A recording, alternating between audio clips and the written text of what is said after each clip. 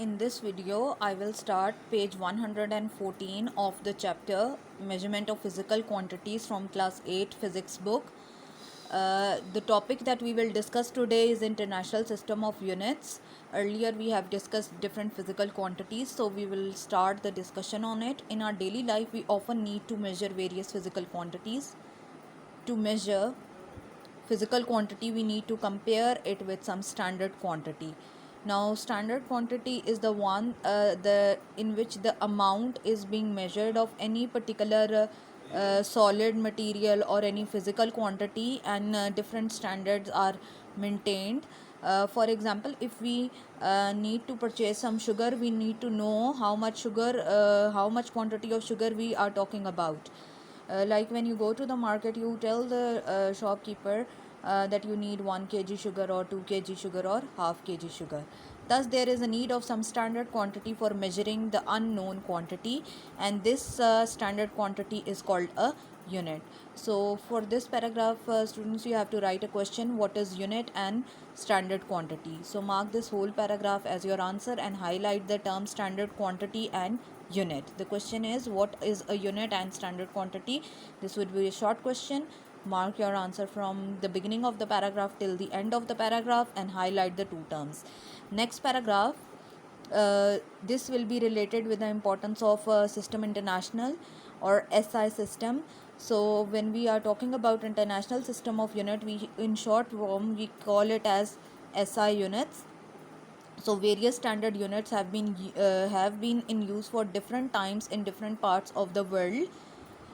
With the passage of time, these units were made more precise. Precise means short, and in usable manner they can be utilized for different purposes and acceptable.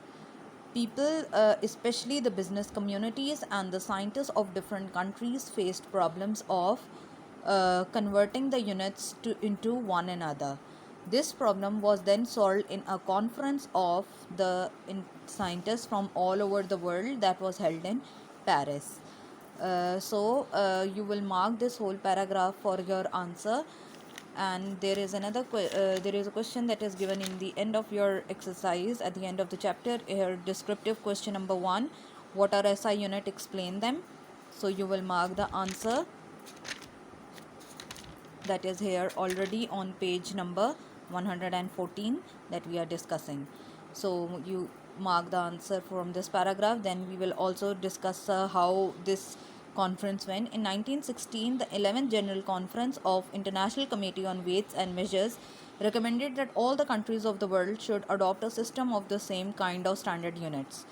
This conference recommended the use of International System of Units, and it is abbreviated as SI. According to the system, the units of length, mass, time and volume are given in the following table. So the physical quantity might be firstly the length, symbol is L and the unit is meter. Mass, symbol is M, small m, and kilogram is the unit. Time represented with small t and unit is seconds. Volume is the physical quantity represented by capital V, and cubic meter is the unit. So a practical unit of volume is liter, and mostly the liter is used for measuring the volume of liquids such as milk, petrol, cooking oil, etc. And it is 1000 part of a cubic meter as it is written here. Therefore 1 cubic meter is equal to 1000 liters, and 1 liter is equal to 1000 milliliters.